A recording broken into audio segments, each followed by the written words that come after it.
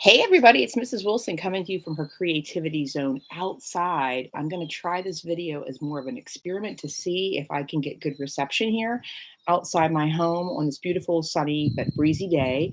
And I am in the process of turning this area into my pottery studio, which is a work in progress. But as I am making pottery works for a course here to revamp my skills and learn new things for my students, I wanted to review how to apply underglaze. So underglaze can be applied to pottery before it's fired, when it's still known as greenware, such as these cool textured tiles I had made. Here's just a few of them because they're all ready to fire, and I'm getting ready to fire them today for the first time using my kiln. So I'm super excited about that.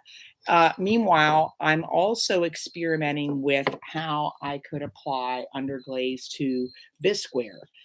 Bisqueware is pottery that's already been fired once. So I have these cool little dragons that Mr. Wilson and I made that were examples from a while ago, and they've been bisqued.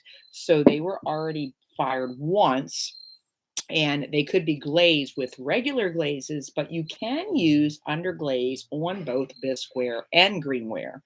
To again review, greenware is pottery that has not been fired. So these clay tiles were something I made as examples for a teaching tool with my coursework. I'm taking ceramics right now, and they show different kinds of textures. So I'm going to be using them as samples for kids to look at when they want to look at the different glazes I have for them to use and for ideas for textures when I go back to work teaching next year at the middle school or elementary school. However, I thought again I would use this video time as a little test to demonstrate how to apply glazes, which basically, as you can see here, I have a paintbrush. And this is just a little bit of experimentation. So I'm just going to make this video short because, again, I'm curious on how well it's going to turn out because of the fact that I am using an outdoor area. So as you can see, just for some fun effects, I'm applying some paint to this. It's not paint, it's like paint. I'm applying underglaze to this little dragon example in just some spots. I have black underglaze right now. That's the only one I have. I decided to order some more. Underglaze is about as expensive as glazes, which, if you recall from me teaching you, if you've been my student, they cost about $20 a bottle or more. So, to be honest, I've never messed with underglazes, but people that have love them because of how they can be applied more like paint, and you can do a lot more experimentation with them, like even just painting on a piece of clay, which is actually what I'm going to be doing today and this week for my next assignment. I'm going to be actually just making painted pieces of art on flat slabs, experimenting with greenware and fired bisqueware. But again, this is something again that I'm just demonstrating that glazes and underglazes are a little different.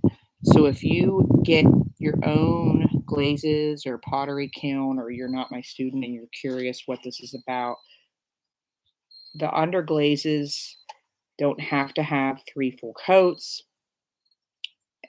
They can be applied more painterly, and that might be something that's more familiar to you versus glazes, which with glazes, if you might recall, you need usually 2 to 3 full coats. And when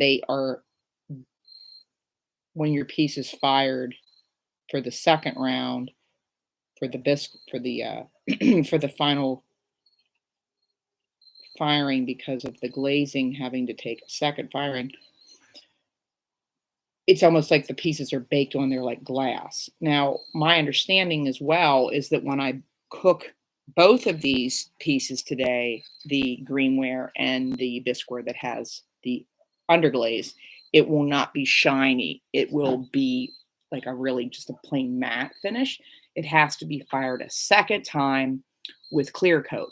So I'm curious what's going to happen. Like with this little dragon guy that's already been bisqued once, what I'm planning on doing is having this piece glazed again, because I got some new glazes coming in red and orange and turquoise, and some fun experimental glazes that are like a sampler with all kinds of cool, like fun effects with little extra crystals and stuff like that. So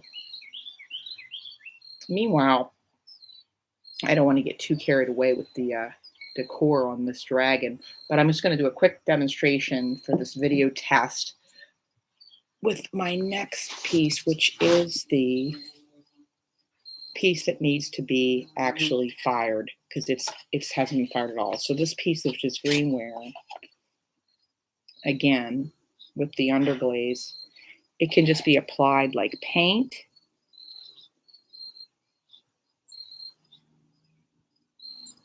And then when I fire it, I'll have to fire it a second time, but the plan is that I will have glazes going on top of this.